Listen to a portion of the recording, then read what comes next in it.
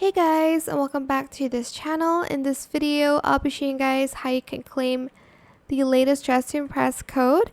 So I already claimed it. It's this right here, but I will put it on the description box down below. Iconic Fatma. And then I'm just going to press E to show you the dress. Here it's under the codes, of course. And it's this really cute outfit.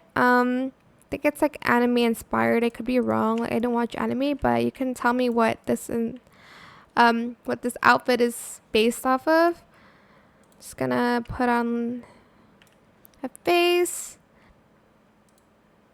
But yeah, that is pretty much it. Really super simple. I hope this tutorial was helpful for you guys. Don't forget to like, comment, share. Also subscribe to this channel if you haven't done that already. If you have any more questions about this video, just leave it in the comment section down below. I will try my best to answer them all for you guys.